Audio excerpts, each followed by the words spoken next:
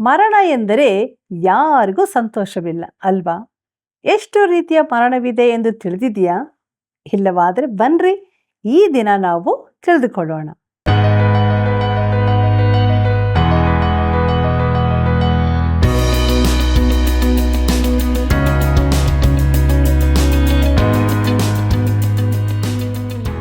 ಆತ್ಮೀಯ ಸ್ನೇಹಿತರೆ, ನಿಮ್ಮೆಲ್ಲರಿಗೂ ತುಂಬ ಹೃದಯದ ವಂದನೆಗಳು. ಸತ್ಯವೇದ ಅಧ್ಯಯನದ ಕಾರ್ಯಕ್ರಮಕ್ಕೆ ಪ್ರೀತಿಯ ಸುಸ್ವಾಗತ.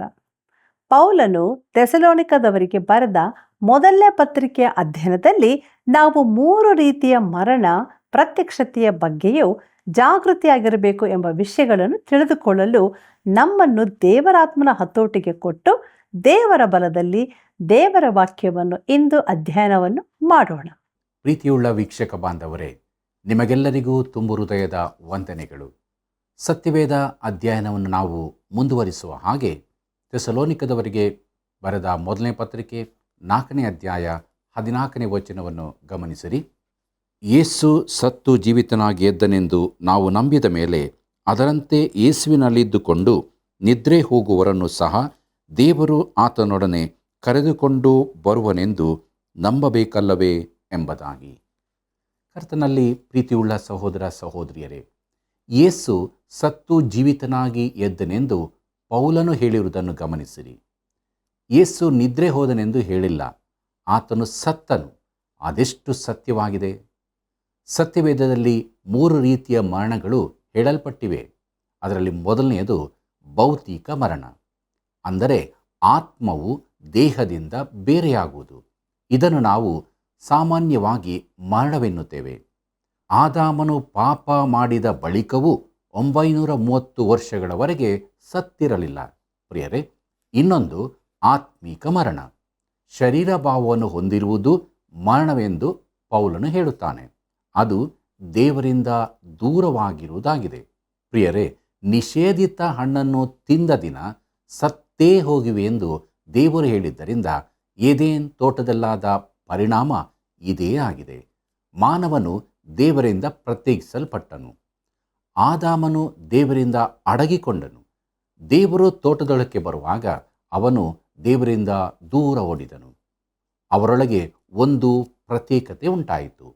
ಆದಾಮನು ಆ ಹಣ್ಣನ್ನು ತಿಂದ ದಿನದಂದೇ ಸತ್ತವನಾದನು. ಅದು ಆತ್ಮಿಕ ಮರಣವಾಗಿದೆ. ಪ್ರಿಯರೇ, ಪೌಲನು ಎಫೆಸದವರಿಗೆ ಬರೆದ ಪತ್ರಿಕೆ 2ನೇ ಅಧ್ಯಾಯ 1ನೇ ವಚನದಲ್ಲಿ ಈ ಆತ್ಮಿಕ ಮರಣವನ್ನು ವಿವರಿಸುತ್ತಾನೆ. ಅದೇನೆಂದರೆ, ಆತನು ಅಪರಾಧಗಳ ಮತ್ತು ಪಾಪಗಳ ದಿಸೆಯಿಂದ ಸತ್ತವರಾಗಿದ್ದ ನಿಮ್ಮನ್ನೂ ಸಹ ಬದುಕಿಸಿದನು ಎಂಬುದಾಗಿ. ಪ್ರೀತಿಯುಳ್ಳ ದೇವಜನರೇ, ಒಬ್ಬ ಪ್ರಸಿದ್ಧ ನ್ಯಾಯಾಧೀಶನು ಹಲವು ದೇಶದಲ್ಲಿ ಕೆಲ ವರ್ಷಗಳ ಹಿಂದೆ ಸಂಚರಿಸಿ ಈಗ ಜೀವಿಸುವ ಮಾನವನು ಎಂದಿಗೂ ಸಾಯುವುದಿಲ್ಲ ಎಂಬುದಾಗಿ ಭಾಷಣ ಮಾಡುತ್ತಿದ್ದನು. ಅವನ ಹಿಂದಿನಿಂದ ಒಬ್ಬ ಪ್ರಸಂಗಿಯು ಮಾಡುತ್ತಾ ಬಂದ ಪ್ರವಚನದ ತಲೆಬರಹ, ಈಗ ಜೀವಿಸುತ್ತಿರುವ ಮಾನವರು ಈಗಾಗಲೇ ಸತ್ತಿದ್ದಾರೆ ಎಂದು. ಹೌದು, ಅವರು ಸತ್ತವರಾಗಿದ್ದರು, ಆತ್ಮಿಕವಾಗಿ ಸತ್ತವರು. ಕರ್ತನಲ್ಲಿ ಪ್ರಿಯರೇ, 3ನೇ ಮರಣವು ನಿತ್ಯ ಮರಣವಾಗಿದೆ. ಅದು ದೇವರಿಂದ ನಿತ್ಯ ಕಾಲಕ್ಕೂ ದೂರವಾಗಿರುವುದಾಗಿದೆ. ಪ್ರಕಟಣೆ ಪುಸ್ತಕ 20ನೇ ಅಧ್ಯಾಯ 14ರಲ್ಲಿ ಹೇಳಲಾಗಿರುವ 2ನೇ ಮರಣವು ಇದೇ ಆಗಿರುತ್ತದೆ. ಪ್ರೀತಿಯುಳ್ಳ ದೇವಜನರೇ, ಮುಂದಕ್ಕೆ ನಾವು ಪೌಲನು ಥೆಸಲೋನಿಕದವರಿಗೆ ಬರೆದ ಮೊದಲನೇ ಪತ್ರಿಕೆ 4ನೇ ಅಧ್ಯಾಯ 15ನೇ ವಚನವನ್ನು ಗಮನಿಸಿರಿ. ನಾವು ಕರ್ತನ ಮಾತಿನ ಆಧಾರದಿಂದ ನಿಮಗೆ ಹೇಳುವುದೇನೆಂದರೆ, ಕರ್ತನು ಪ್ರತ್ಯಕ್ಷನಾಗುವವರೆಗೂ ಜೀವದಿಂದುಳಿದಿರುವ ನಾವು ನಿದ್ರೆ ಹೋದವರಿಗಿಂತ ಮುಂದಾಗುವುದೇ ಇಲ್ಲ ಎಂಬುದಾಗಿ.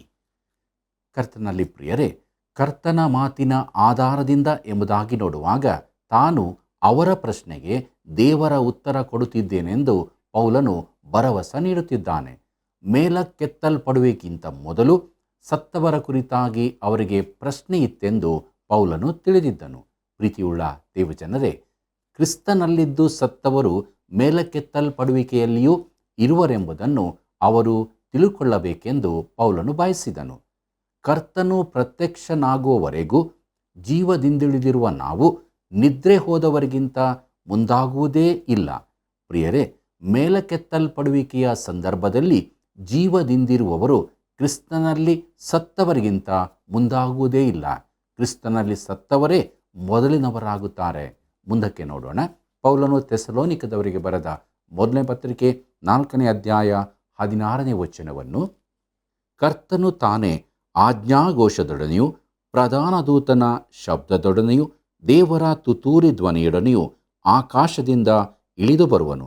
ಆಗ ಕ್ರಿಸ್ತನಲ್ಲಿರುವ ಸತ್ತವರು ಮೊದಲು ಎದ್ದು ಬರುವರು ಎಂಬುದಾಗಿ. ಪ್ರೀತಿಯುಳ್ಳ ಸಹೋದರ ಸಹೋದರಿಯರೇ, ಕರ್ತನು ತಾನೇ ಆಜ್ಞಾಘೋಷದೊಡನೆಯೂ ಪ್ರಧಾನ ದೂತನ ಶಬ್ದದೊಡನೆಯೂ ಆಕಾಶದಿಂದ ಇಳಿದು ಬರುವನು ಎಂಬುದಾಗಿ ನೋಡುವಾಗ ಈ ಮಾತನ್ನು ನಾನು ಮೆಚ್ಚುತ್ತೇನೆ. ಆತನು ದೂತರನ್ನು ಕಳಿಸುವುದಿಲ್ಲ. ಈ ಲೋಕದಲ್ಲಿ ತನ್ನ ರಾಜ್ಯವನ್ನು ಸ್ಥಾಪಿಸಲು ಬರುವಾಗ ಆತನು ತನ್ನ ಜನರನ್ನು ಭೂಲೋಕದ ನಾನಾ ದಿಕ್ಕುಗಳಿಗೆ ಕಳುಹಿಸಿ ಆರಿಸಲ್ಪಟ್ಟವರನ್ನು ಒಟ್ಟುಗೂಡಿಸುತ್ತಾನೆ.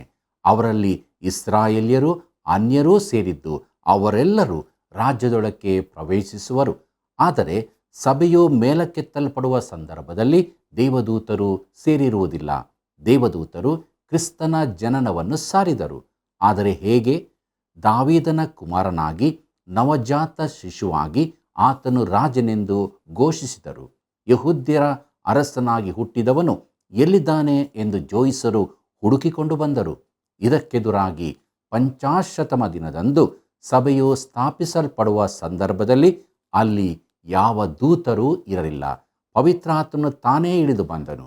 ಕರ್ತನು ತನ್ನ ಸಭೆಯನ್ನು ಲೋಕದೊಳಗಿಂದ ಕರೆದೊಯ್ಯುವಾಗ ಕರ್ತನು ತಾನೇ ಪರಲೋಕದಿಂದ ಇಳಿದು ಬರುತ್ತಾನೆ. ಪ್ರೀತಿಯುಳ್ಳ ದೇವಜನರೇ, ಯಾವ ದೂತರೂ ಇರುವುದಿಲ್ಲ. ದೇವದೂತರು ಇಸ್ರಾಯೇಲರಿಗೆ ಸಂಬಂಧಪಟ್ಟವರು, ಸಭೆಯೊಂದಿಗೆ ಅಲ್ಲ. ಆಜ್ಞಾಘೋಷದೊಡನೆ ಎಂಬುದಾಗಿ ನೋಡುವಾಗ ಆತನು ಆಕಾಶದಿಂದ ಇಳಿದು ಬರುವನು. ಅದು ಆಜ್ಞೆಯ ಸ್ವರವಾಗಿರುತ್ತದೆ.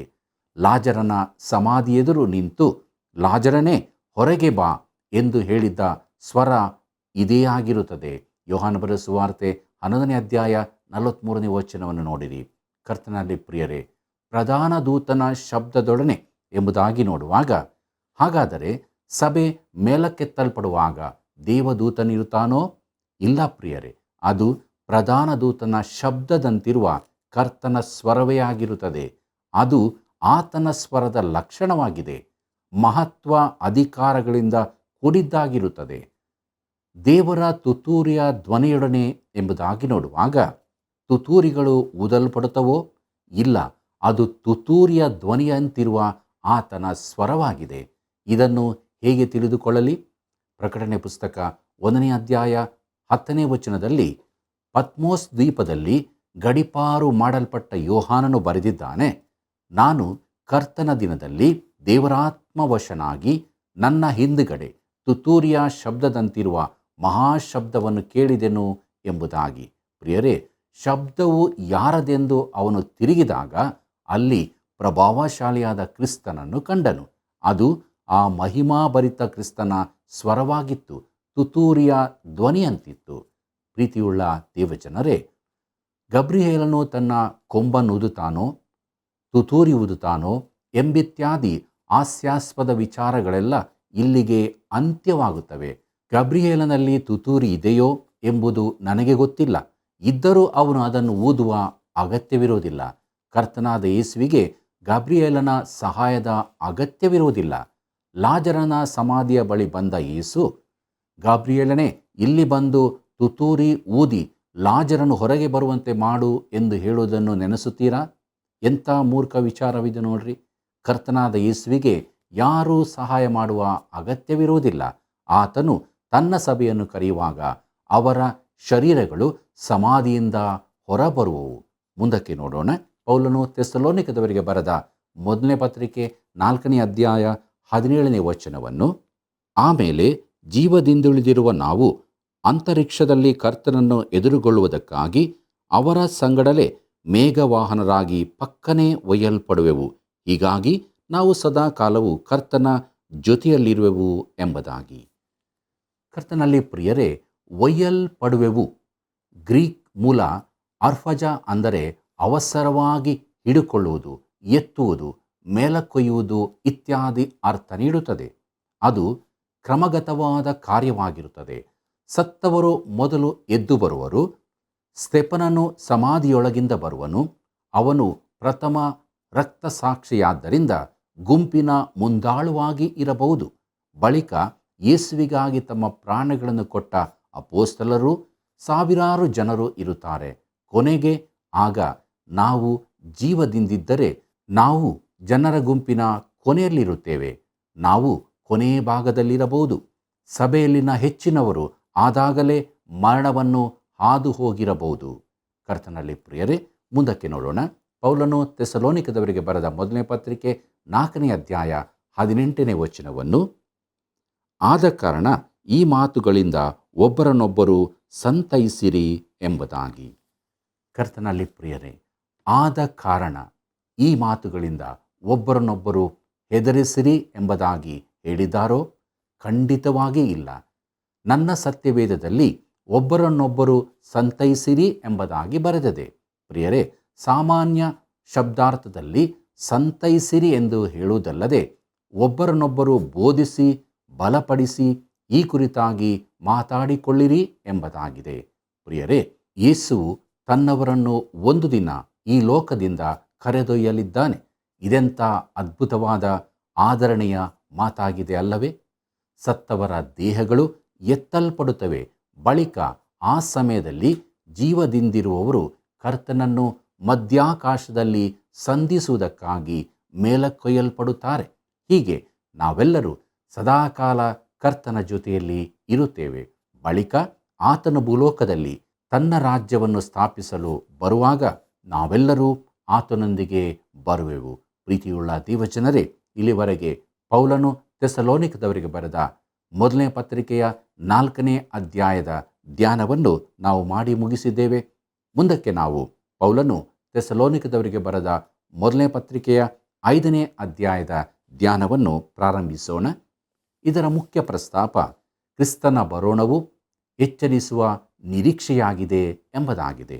ಪ್ರಿಯರೇ, ಈ ಕೊನೆಯ ಅಧ್ಯಾಯದಲ್ಲಿ ಕ್ರಿಸ್ತನ ಬರೋಣದ ಸಂಬಂಧದಲ್ಲಿನ ಕ್ರೈಸ್ತನ ಕ್ರಿಯೆಗಳ ಕುರಿತಾಗಿ ನೋಡಲಿದ್ದೇವೆ. ಮೊದಲ ಅಧ್ಯಾಯದಲ್ಲಿ ಕ್ರಿಸ್ತನ ಬರೋಣದ ವಿಷಯದಲ್ಲಿ ಕ್ರೈಸ್ತನ ಅಭಿಪ್ರಾಯದ ಕುರಿತು ನೋಡಿದೆವು. ಅಭಿಪ್ರಾಯವು ನಮ್ಮನ್ನು ಕಾರ್ಯಕ್ಕೆ ಪ್ರೇರೇಪಿಸಲಿಲ್ಲವಾದರೆ ಏನೋ ತೊಂದರೆ ಇದೆ ಎಂದಾಯಿತು. ಕ್ರಿಸ್ತನ ಬರೋಣವು ನಿರೀಕ್ಷೆಯನ್ನು ಎಚ್ಚರಿಸಿ ಕಾರ್ಯಕ್ಕೆ ಪ್ರೇರೇಪಿಸಬೇಕಾಗಿದೆ. ಪ್ರೀತಿಯುಳ್ಳ ದೇವಜನರೇ, ಕ್ರಿಸ್ತನ ಬರೋಣಕ್ಕಾಗಿ ಎಚ್ಚರವಾಗಿರಲು, ಜಾಗೃತರಾಗಿರಲು ಕರೆ ಎಂಬ ವಿಚಾರವನ್ನು ನೋಡೋಣ. ಕ್ರಿಸ್ತನ ಬರೋಣಕ್ಕಾಗಿ ಕ್ರೈಸ್ತನು ಎಚ್ಚರವಾಗಿಯೂ ಜಾಗೃತೆಯಿಂದಲೂ ಇರಬೇಕಾಗಿದೆ. ಯಾಕಂದರೆ ಕರ್ತನ ದಿನವೆಂದು ಹೇಳಲ್ಪಟ್ಟಿರುವ ಆ ಮಹಾಸಂಕಟ ಕಾಲದ ಭಯಾನಕ ಸ್ಥಿತಿಯನ್ನು ವಿಶ್ವಾಸಿ ಪ್ರವೇಶಿಸಲಾರನು. ಆ ಕರ್ತನ ದಿನವು ರಾತ್ರಿ ಕಾಲದಲ್ಲಿ ಪ್ರಾರಂಭವಾಗುತ್ತದೆ. ಯಾಕಂದರೆ ಇದು ದೇವರ ಸಮಯಾನುಸಾರವಾಗಿರುತ್ತದೆ. ಪ್ರಿಯರೇ, ಆದಿಕಾಂಡದಲ್ಲಿ ಆತನು ಹೀಗೆಯೇ ಆರಂಭಿಸಿದನು. ಸಾಯಂಕಾಲವೂ ಪ್ರಾತಃಕಾಲವೂ ಆಗಿ ಮೊದಲನೆಯ ದಿನವಾಯಿತೆಂದು ಬರೆದಿದೆ. ದೇವರು ರಾತ್ರಿಯಲ್ಲಿ ಪ್ರಾರಂಭಿಸಿ ಬೆಳಕಿನೆಡೆಗೆ ಸಾಗುತ್ತಾನೆ. ಆದ್ದರಿಂದ ಮಹಾಸಂಕಟ ಕಾಲವು ಕ್ರಿಸ್ತನ ಮಹಿಮೆಯ 1000 ವರ್ಷದ ಆಳಿಕೆಗೆ ನಡೆಸುತ್ತದೆ. ಆಗ ನೀತಿಯ ಸೂರ್ಯನು ತನ್ನ ರೆಕ್ಕೆಗಳಲ್ಲಿ ಸ್ವಸ್ಥತೆಯನ್ನು ತರುವವನಾಗಿ ಉದಯಿಸುತ್ತಾನೆ. ಪ್ರಿಯರೇ, ಕರ್ತನ ದಿನ ಎಂಬ ಪದವನ್ನು ನಾವು ಪರೀಕ್ಷಿಸಬೇಕಾಗಿದೆ.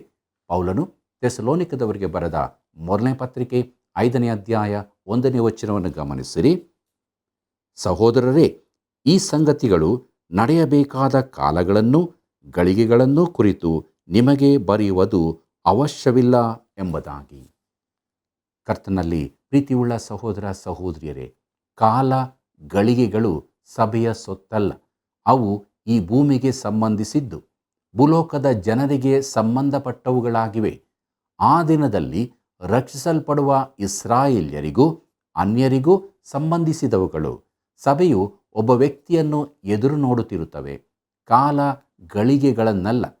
ಕಾಲ ಎಂಬುದರ ಗ್ರೀಕ್ ಮೂಲಪದವು ಕ್ರೋನೋಸ್ ಎಂಬುದಾಗಿದ್ದು, ಅದರಿಂದಲೇ ಕ್ರೋನೋಲಜಿ ಎಂಬ ಆಂಗ್ಲ ಪದವು ಹುಟ್ಟಿಕೊಂಡಿದೆ. ಕಾಲ ಗಳಿಗೆಗಳು ಇಲ್ಲವೇ ಸಮಯದ ಘಟನಾವಳಿಗಳು ಸಭೆಗೆ ಸಂಬಂಧಿಸಿದ್ದಲ್ಲ. ಮುಂದಕ್ಕೆ ನೋಡೋಣ. ಪೌಲನು ಥೆಸಲೋನಿಕದವರಿಗೆ ಬರೆದ ಮೊದಲನೇ ಪತ್ರಿಕೆ 5ನೇ ಅಧ್ಯಾಯ 2ನೇ ವಚನವನ್ನು, ರಾತ್ರಿ ಕಾಲದಲ್ಲಿ ಕಳ್ಳನು ಹೇಗೆ ಬರುತ್ತಾನೋ ಹಾಗೆಯೇ ಕರ್ತನ ದಿನವು ಬರುವುದೆಂದು ನೀವೇ ಚೆನ್ನಾಗಿ ತಿಳಿದಿದ್ದೀರಲ್ಲ ಎಂಬುದಾಗಿ. ಪ್ರೀತಿಯುಳ್ಳ ದೇವಜನರೇ, ಸಭೆಗೆ ಕರ್ತನಾದ ಯೇಸು ಕಳ್ಳನು ರಾತ್ರಿ ಬರುವಂತೆ ಬರುವುದಿಲ್ಲ. ಸಭೆಯು ಕರ್ತನ ಬರೋಣವನ್ನು ನಿರೀಕ್ಷಿಸುತ್ತಾ ಅದಕ್ಕಾಗಿ ಕಾದುಕೊಂಡಿದೆ. ಕಳ್ಳನು ಬರುವುದನ್ನು ನಾವು ಕಾದುಕೊಂಡಿರುವುದಿಲ್ಲ. ನಾವು ಮನೆ ಬಿಡುವಾಗ ಕಳ್ಳನಿಗೆ ಒಂದು ಚೀಟಿ ಬರೆದಿಟ್ಟು ನಾವು ಹೊರಗೆ ಹೋಗುತ್ತಿದ್ದೇವೆ, ಹಿಂದಿನ ಬಾಗಲು ತೆರೆದಿದೆ, ಮನೆಯ ಬೆಳೆ ಬಾಳುವ ವಸ್ತುಗಳು ಇಂತಿಂಥ ಕಡೆ ಇವೆ ಎಂದು ಹೇಳುವುದಿಲ್ಲ. ಆದರೆ ಹೊರಗೆ ಹೋಗುವ ಮೊದಲು ನಾವು ಎಲ್ಲವನ್ನೂ ಪರೀಕ್ಷಿಸಿ ಮನೆ ಹಾಗೂ ವಸ್ತುಗಳು ಭದ್ರವಾಗಿವೆ ಎಂದು ಖಚಿತಪಡಿಸಿಕೊಳ್ಳುತ್ತೇವೆ. ಪ್ರಿಯರೇ, ಕಳ್ಳರು ಬಾರದಂತೆ ಜಾಗ್ರತೆ ವಹಿಸುತ್ತೇವೆ. ಕರ್ತನಾದ ಯೇಸು ಸಭೆಗೆ ಕಳ್ಳನು ಬರುವಂತೆ ಬರುವುದಿಲ್ಲ. ಆದರೆ ಸಭೆಯು ಮೇಲಕ್ಕೆತ್ತಲ್ಪಟ್ಟ ಬಳಿಕ ಕರ್ತನಾದ ಯೇಸು ಲೋಕಕ್ಕೆ ಕಳ್ಳನು ಬರುವಂತೆ ಬರುತ್ತಾನೆ. ನಾನು ಮೊದಲು ಹೇಳಿದಂತೆ ಈ ಭೂಮಿಗೆ ಕರ್ತನ ದಿನವು ಪಕ್ಕನೆ ಬರಲಿಕ್ಕಿದೆ ಮತ್ತು ಅದು ಮಹಾಸಂಕಟ ಕಾಲದ ರಾತ್ರಿಯಿಂದ ಪ್ರಾರಂಭವಾಗುತ್ತದೆ. ಬಳಿಕ ಕ್ರಿಸ್ತನು ಈ ಭೂಮಿಗೆ ತಾನೇ ಬರಲಿದ್ದಾನೆ. ಕರ್ತನ ದಿನವು ಪಕ್ಕನೆ ಬರುತ್ತದೆ. ಪ್ರೀತಿಯುಳ್ಳ ದೇವಜನರೇ, ಪೌಲನು ಥೆಸಲೋನಿಕದವರಿಗೆ ಬರೆದ ಮೊದಲನೇ ಪತ್ರಿಕೆ 5ನೇ ಅಧ್ಯಾಯ 3ನೇ ವಚನವನ್ನು ಗಮನಿಸಿರಿ. ಸಮಾಧಾನವಾಗಿಯೂ ನಿರ್ಭಯವಾಗಿಯೂ ಇರುತ್ತೇವೆಂದು ಜನರು ಹೇಳುತ್ತಿರುವಾಗಲೇ ಅವರ ಮೇಲೆ ನಾಶನವು ಗರ್ಭಿಣಿಗೆ ಪ್ರಸವ ವೇದನೆ ಬರುವ ಪ್ರಕಾರ ಬರುವುದು, ಅವರು ಹೇಗೋ ತಪ್ಪಿಸಿಕೊಳ್ಳಲಾರರು ಎಂಬುದಾಗಿ. ಪ್ರೀತಿಯುಳ್ಳ ದೇವಜನರೇ, ಇಲ್ಲಿ ಸರ್ವನಾಮಗಳು ಬದಲಾದದ್ದನ್ನು ಗಮನಿಸಿದ್ದೀರೋ? ಮೊದಲು 2 ವಚನಗಳಲ್ಲಿ ಪೌಲನು ಸಹೋದರರನ್ನು ಸಂಬೋಧಿಸಿದ್ದನು ಮತ್ತು ಅವರಿಗೆ ಕಾಲ ಗಳಿಗೆಗಳ ಕುರಿತು ಬರೆಯುವುದು ಅವಶ್ಯವಿಲ್ಲವೆಂದು ಹೇಳಿದ್ದಾನೆ. ಯಾಕಂದರೆ ಅದು ಅವರಿಗೇನೂ ಸಂಬಂಧಿಸಿದ್ದಲ್ಲ. ಆ ಸಮಯದಲ್ಲಿ ವಿಶ್ವಾಸಿಗಳು ಹೋಗಿ ಆಗಿರುತ್ತದೆ. ಆದರೆ 3ನೇ ವಚನದಲ್ಲಿ ಸಂಬೋಧನೆಯು ಅವರು ಎಂದು ಬದಲಾಗುತ್ತದೆ. ಅವರು ಹೇಳುತ್ತಿರುವಾಗಲೇ ಎಂಬುದಾಗಿ ನಾವು ನೋಡುವಾಗ, ಪ್ರಿಯರೇ, ಕರ್ತನ ದಿನವು ಮಹಾಸಂಕಟ ಕಾಲದಲ್ಲಿ ಆರಂಭವಾಗುವ ಒಂದು ದಿನವೆಂದು, ಈ ಭೂಮಿಯಲ್ಲಿನ ಕ್ರಿಸ್ತನ 1000 ವರ್ಷದ ಆಳ್ವಿಕೆಯ ಕಾಲದಲ್ಲೂ ಮುಂದುವರಿಯುತ್ತದೆಂಬುದನ್ನು ಇನ್ನೊಮ್ಮೆ ನೆನಪಿಸುತ್ತೇನೆ. ಈ ಕುರಿತು ತಿಳಿಸುವ ಅನೇಕ ಸತ್ಯವೇದದ ವಚನಗಳಿವೆ. ಉದಾಹರಣೆಗೆ ಯೆಶಾಯನ ಪ್ರವಾದನೆ ಗ್ರಂಥ 12 ಮತ್ತು 13ನೇ ಅಧ್ಯಾಯಗಳಲ್ಲಿ ದೇವರು ಹೇಗೆ ಸಮಾಜ, ಸರಕಾರ, ಸೈನ್ಯ, ವ್ಯವಹಾರ, ಕಲೆ, ಸಂಭ್ರಮ, ಅಹಂಕಾರ, ಧಾರ್ಮಿಕತೆಗಳ ಮೇಲೆ ದಂಡನೆಯೊಂದಿಗೆ ಇಳಿಯುತ್ತಾನೆಂದು ತಿಳಿಸಲ್ಪಟ್ಟಿದೆ. ಇಗೋ, ಯೆಹೋವನ ದಿನವು ಬರುತ್ತಿದೆ. ಅದು ಭೂಮಿಯನ್ನು ಹಾಳು ಮಾಡಿ ಪಾಪಿಗಳನ್ನು ನಿರ್ಮೂಲಪಡಿಸುವುದಕ್ಕೆ ಆತನ ಕೋಪೋದ್ರೇಕದಿಂದಲೂ ತೀಕ್ಷ್ಣ ರೋಷದಿಂದಲೂ ಕ್ರೂರವಾಗಿರುವುದು ಎಂಬುದಾಗಿ ಯೆಶಾಯನ ಪ್ರವಾದನೆ ಗ್ರಂಥ 13ನೇ ಅಧ್ಯಾಯ 9ನೇ ವಚನದಲ್ಲಿ ಓದುತ್ತೇವೆ. ಪ್ರಿಯರೇ, ಅದು ರೋಷದ ದಿನವಾಗಿ ಆರಂಭವಾಗುವುದು. ಆಕಾಶದ ತಾರೆಗಳು, ನಕ್ಷತ್ರ ರಾಶಿಗಳು ಬೆಳಗವು, ಸೂರ್ಯನು ಮೂಡುತ್ತಲೇ ಕತ್ತಲಾಗುವನು, ಚಂದ್ರನು ಪ್ರಕಾಶಿಸನು ಎಂಬುದಾಗಿ ಯೆಶಾಯನ ಪ್ರವಾದನೆ ಗ್ರಂಥ 13ನೇ ಅಧ್ಯಾಯ 10ನೇ ವಚನದಲ್ಲಿ ಓದುತ್ತೇವೆ. ಪ್ರಿಯರೇ, ಯೋವೇಲನ ಪ್ರವಾದನೆಯಲ್ಲಿ ಹೀಗೆ ಹೇಳಿದೆ, ಏನೆಂದರೆ, ಯೆಹೋವನ ದಿನವು ಸಮೀಪಿಸಿತು. ಅಯ್ಯೋ ದಿನವೇ, ಅದು ಸರ್ವಶಕ್ತನಿಂದ ನಾಶನ ದಿನವಾಗಿಯೇ ಬರುವುದು ಎಂಬುದಾಗಿ. ಯೋವೇಲನ ಪ್ರವಾದನೆ ಗ್ರಂಥ 1ನೇ ಅಧ್ಯಾಯ 15ನೇ ವಚನದಲ್ಲಿ ಇದನ್ನು ನಾವು ಓದುತ್ತೇವೆ. ಪ್ರಿಯರೇ, ಯೋವೇಲನ ಪ್ರವಾದನೆ ಗ್ರಂಥದ 2ನೇ ಅಧ್ಯಾಯದಲ್ಲಿ ಅದನ್ನು ಕತ್ತಲಿನ ಮೊಬ್ಬಿನ ದಿನವಾಗಿ ಹೇಳಿಯದೆ, ಕಾರ್ಮುಗಿಲ ಕಗ್ಗತ್ತಲಿನ ದಿನ. ಯೋವೇಲನ ಪ್ರವಾದನೆ ಗ್ರಂಥ 2ನೇ ಅಧ್ಯಾಯ 2ನೇ ವಚನವನ್ನು ನೋಡಿರಿ. ಕರ್ತನಲ್ಲಿ ಪ್ರಿಯರೇ, ಹಳೆ ಒಡಂಬಡಿಕೆಯ ಚಿತ್ರಣ ಈ ರೀತಿ ಇದೆ. ಕರ್ತನ ದಿನವು ಮಹಾಸಂಕಟ ಕಾಲದೊಂದಿಗೆ ಆರಂಭವಾಗಿ ಕ್ರಿಸ್ತನ 1000 ವರ್ಷದ ಆಳ್ವಿಕೆಯಲ್ಲೂ ಮುಂದುವರಿಯುತ್ತದೆ. ಹಳೆ ಒಡಂಬಡಿಕೆಯಲ್ಲಿ ತಿಳಿಸಲ್ಪಟ್ಟ ಪ್ರಸ್ತಾಪ ಈ ರೀತಿ ಇದೆ. ಪ್ರೀತಿಯುಳ್ಳ ದೇವಜನರೇ, 4ನೇ ಅಧ್ಯಾಯದಲ್ಲಿ ವಿವರಿಸಲ್ಪಟ್ಟ ಕ್ರಿಸ್ತನು ಸಭೆಯನ್ನು ಲೋಕದೊಳಗಿಂದ ಮೇಲಕ್ಕೊಯ್ಯುವ ಘಟನೆಯು ಹಳೆ ಒಡಂಬಡಿಕೆಯಲ್ಲಿ ಪ್ರಸ್ತಾಪ ಕೂಡ ಮಾಡಲ್ಪಟ್ಟಿಲ್ಲ. ಒಂದು ಸಂಜ್ಞಾರೂಪವಾಗಿ ಅದು ಇರುತ್ತದೆ. ಉದಾಹರಣೆಗೆ ಹಾನೋಕ ಹಾಗೂ ಏಲಿಯರ ಜೀವಿತದಲ್ಲಿ ಇಬ್ಬರೂ ಕರ್ತನೊಂದಿಗಿರಲು ಜೀವಂತವಾಗಿ ಮೇಲಕ್ಕೊಯ್ಯಲ್ಪಟ್ಟರು. ಆದರೆ ಕರ್ತನಾದ ಯೇಸು ಈ ಲೋಕದಿಂದ ಒಂದು ಗುಂಪು ಜನರನ್ನು ತನ್ನೊಂದಿಗಿರುವುದಕ್ಕಾಗಿ ಕರೆದೊಯ್ಯುತ್ತಾನೆ ಎಂಬ ಪ್ರಸ್ತಾಪ ಹಳೆ ಒಡಂಬಡಿಕೆಯಲ್ಲಿ ಎಲ್ಲಿಯೂ ಬೋಧಿಸಲ್ಪಟ್ಟಿಲ್ಲ. ಕರ್ತನಲ್ಲಿ ಪ್ರಿಯರೇ, ಈ ಸತ್ಯವು ಪ್ರಥಮ ಬಾರಿಗೆ ಮೇಲುಪ್ಪರಿಗೆಯಲ್ಲಿ ಕರ್ತನಾದ ಯೇಸುವಿನ ಹೇಳಿಕೆಯಲ್ಲಿ ಪ್ರಕಟಿಸಲ್ಪಟ್ಟಿತು. ಆತನೆಂದನು, ನಿಮಗೆ ಸ್ಥಳವನ್ನು ಸಿದ್ಧ ಮಾಡುವುದಕ್ಕೆ ಹೋಗುತ್ತೇನಲ್ಲ. ನಾನು ಹೋಗಿ ನಿಮಗೆ ಸ್ಥಳವನ್ನು ಸಿದ್ಧ ಮಾಡಿದ ಮೇಲೆ ತಿರುಗಿ ಬಂದು ನಿಮ್ಮನ್ನು ಕರೆದುಕೊಂಡು ಹೋಗಿ ನನ್ನ ಬಳಿಗೆ ಸೇರಿಸಿಕೊಳ್ಳುವೆನು. ಯಾಕಂದರೆ ನಾನಿರುವ ಸ್ಥಳದಲ್ಲಿ ನೀವು ಸಹ ಇರಬೇಕು ಎಂಬುದಾಗಿ ಯೋಹಾನ ಬರೆದ ಸುವಾರ್ತೆ 14ನೇ ಅಧ್ಯಾಯ 2 ಮತ್ತು 3ನೇ ವಚನಗಳಲ್ಲಿ ಓದುತ್ತೇವೆ. ಪ್ರೀತಿಯುಳ್ಳ ದೇವಜನರೇ, ನನಗೆ ತಿಳಿದ ಪ್ರಕಾರ ಸತ್ಯವೇದದಲ್ಲಿ ಈ ಪ್ರಸ್ತಾಪವು ತಿಳಿಸಲ್ಪಟ್ಟದ್ದು ಇಲ್ಲೇ ಮೊದಲ ಬಾರಿ. ಪೌಲನು ಇದನ್ನು ಥೆಸಲೋನಿಕದವರಿಗೆ ಬರೆದ 1ನೇ ಪತ್ರಿಕೆಯ 4ನೇ ಅಧ್ಯಾಯದಲ್ಲಿ ವಿಸ್ತರಿಸಿದ್ದಾನೆ. ಆದರೆ 5ನೇ ಅಧ್ಯಾಯದಲ್ಲಿ ಅವನು ಹಳೆ ಒಡಂಬಡಿಕೆಯಲ್ಲಿ ಚೆನ್ನಾಗಿ ತಿಳಿಸಲ್ಪಟ್ಟ ವಿಚಾರವನ್ನೇ ಹೇಳುತ್ತಿದ್ದಾನೆ. ಸಮಾಧಾನವಾಗಿಯೂ ನಿರ್ಭಯವಾಗಿಯೂ ಇರುತ್ತೇವೆಂದು ಹೇಳುವಾಗಲೇ ಅವರ ಮೇಲೆ ನಾಶನವು ಬರುವುದು ಎಂಬುದಾಗಿ ನೋಡುವಾಗ ಈ ಘಟನೆಯು ಲೋಕಕ್ಕೆಲ್ಲ ದೊಡ್ಡ ಆಶ್ಚರ್ಯದ ಸಂಗತಿಯಾಗಿರುವುದು. ಅವರು ಅದನ್ನು ಎಂದಿಗೂ ನಿರೀಕ್ಷಿಸಿರುವುದಿಲ್ಲ. ಪ್ರಿಯರೇ, ಕರ್ತನಾದ ಯೇಸು ಈ ಕುರಿತು ಎಚ್ಚರಿಸಿದ್ದಾನೆ. ಯಾರೂ ನಿಮ್ಮನ್ನು ಮೋಸಗೊಳಿಸದ ಹಾಗೆ ಎಚ್ಚರವಾಗಿರಿ ಎಂಬುದಾಗಿ. ಪ್ರಿಯರೇ, 1000 ವರ್ಷದ ಆಳ್ವಿಕೆಯಲ್ಲಿ ಸಮಾಧಾನದ ಕಾಲ ಪ್ರವೇಶವಾಗುತ್ತದೆಂದು ಲೋಕವು ಎದುರು ನೋಡುತ್ತಿರುತ್ತದೆ. ಆದರೆ ತಾವು ಮಹಾಸಂಕಟ ಕಾಲದಲ್ಲಿ ಸಿಲುಕಿದ್ದೇವೆಂದು ಅವರು ತಿಳಿಯುತ್ತಾರೆ. ಜಗತ್ತು ಆವರೆಗೆ ಕಂಡಿರದ ಮಹಾಯುದ್ಧವು ಆಗ ನಡೆಯಲಿದೆ. ರಾತ್ರಿಯಲ್ಲಿ ಕಳ್ಳನು ಬರುವಂತೆ ಅದು ಅವರ ಮೇಲೆ ಬರಲಿರುವುದು. ಆದುದರಿಂದ ಪ್ರೀತಿಯುಳ್ಳ ಸಹೋದರ ಸಹೋದರಿಯರೇ, ದಿನನಿತ್ಯವೂ ದೇವರ ವಾಕ್ಯವನ್ನು ನಾವು ಕೇಳುವವರು ಮಾತ್ರ ಆಗಿರದೆ ವಾಕ್ಯದಲ್ಲಿ ಬರೆಯಲ್ಪಟ್ಟಂಥ ಸತ್ಯಗಳನ್ನು ಅರಿತುಕೊಂಡವರಾಗಿ ವಾಕ್ಯದ ಪ್ರಕಾರ ನಾವು ಜೀವಿಸುವವರಾಗಬೇಕು. ಕ್ರಿಸ್ತನ ಸಭೆಯ ಅಂಗಗಳಾಗಿ ನಾವು ಆತನೊಂದಿಗೆ ಇರುತ್ತೇವೆ ಎಂಬ ಆ ನಂಬಿಕೆಯಲ್ಲಿ ನಮ್ಮ ಜೀವಿತದಲ್ಲಿ ಮುಂದೆ ಮುಂದೆ ಸಾಗೋಣ. ಹೀಗಾಗುವಂತೆ ದೇವರು ತಾನು ನಮಗೆ ಸಹಾಯ ಮಾಡಿ ನಡೆಸಲಿ. ಪ್ರಾರ್ಥನೆ ಮಾಡೋಣ. ಪ್ರೀತಿ ಸ್ವರೂಪನಾದ ದೇವರೇ, ನೀನು ಕೊಟ್ಟಂಥ ವಾಕ್ಯಗಳಿಗಾಗಿ ನಿನಗೆ ಸ್ತೋತ್ರ. ನಮ್ಮ ಜೀವಿತದಲ್ಲಿ ಸ್ವಾಮಿ, ಯಾವಾಗಲೂ ನಿನ್ನನ್ನೇ ಪ್ರೀತಿಸುತ್ತಾ ನಿನ್ನ ವಾಕ್ಯವನ್ನೇ ನಾವು ಹಿಡಿದವರಾಗಿ ವಾಕ್ಯ ಭರಿತರಾಗಿ ಮುಂದೆ ಸಾಗುವುದಕ್ಕೆ ಸಹಾಯ ಮಾಡು. ನಮ್ಮೆಲ್ಲ ವೀಕ್ಷಕ ಬಾಂಧವರ ಜೀವಿತದಲ್ಲಿ ನಿನ್ನ ವಾಕ್ಯವು ಸಮೃದ್ಧಿಯಾಗಿ ವಾಸ ಮಾಡಲಿ. ರಕ್ಷಣೆಯ ಸಂತೋಷದಲ್ಲಿ ನಿನ್ನ ಬರೋಣವನ್ನು ಎದುರು ನೋಡುತ್ತಾ ಸದಾ ಸ್ಥಿರಚಿತ್ತದಿಂದ ಜೀವಿಸೋದಕ್ಕೆ ಸಹಾಯ ಮಾಡು. ಯಾರ್ಯಾರಲ್ಲಿ ಯಾವ ಯಾವ ಸಮಸ್ಯೆಗಳಿದೆಯೋ ಆ ಸಮಸ್ಯೆಗಳಲ್ಲೇ ಅವರು ಇರದೆ ವಾಕ್ಯದ ಮೂಲಕವಾಗಿ ಬಿಡುಗಡೆಯನ್ನು, ಸಮಾಧಾನವನ್ನು, ಆರೋಗ್ಯವನ್ನು, ಕೃಪೆಯನ್ನು ಹೊಂದಿದವರಾಗಿ ಜೀವಿಸುವುದಕ್ಕೆ ಸಹಾಯ ಮಾಡು. ಯೇಸುವಿನ ನಾಮದಲ್ಲಿ ಬೇಡಿದ್ದೇವೆ ತಂದೆಯೇ, ಆಮೆನ್. ಪ್ರಿಯರೇ, ಸತ್ಯವೇದದಲ್ಲಿ ನಾವು 3 ರೀತಿಯ ಮರಣವನ್ನು ಕಂಡುಕೊಂಡೆವು. ನಾಶನ ಪಾತ್ರರಾದ ನಮ್ಮನ್ನು ಕ್ರಿಸ್ತನ ಮರಣವು ಬಿಡುಗಡೆ ಮಾಡಿತು, ನಿರೀಕ್ಷೆಯ ಜೀವಿತಕ್ಕೆ ನಡೆಸಿತು. ದೇವರಿಗೆ ಸ್ತೋತ್ರವಾಗಲಿ. ದೇವರ ವಾಕ್ಯಕ್ಕೆ ವಿಧೇಯರಾಗಿ ದಿನಾಲು ಪ್ರತಿದಿನವೂ ಜಾಗ್ರತೆಯಿಂದ ಕರ್ತನ ಸೇವೆಯಲ್ಲಿ ಆಸಕ್ತಿಯಿಂದ ಪಾಲುಗಾರರಾಗಿ ಇತರರಿಗೆ ರಕ್ಷಣೆಯ ಪ್ರೀತಿಯನ್ನು ತೋರಿಸೋಣ. ಪ್ರಿಯ ವೀಕ್ಷಕರೇ, ಇಂದು ನೀವು ಹೊಂದಿದ ಆಶೀರ್ವಾದಗಳನ್ನು, ನಿಮ್ಮ ಪ್ರಾರ್ಥನಾ ಮನವಿಗಳನ್ನು ಕರೆ ಮಾಡಿ ನಮಗೆ ತಿಳಿಯಪಡಿಸಿರಿ. ಮಿಸ್ ಕಾಲ್ ಕೊಡ್ರಿ. ಸೇವೆಯನ್ನು ಬೆಂಬಲಿಸಿರಿ. ಮತ್ತೆ ಭೇಟಿಯಾಗೋಣ. ವಂದನೆಗಳು.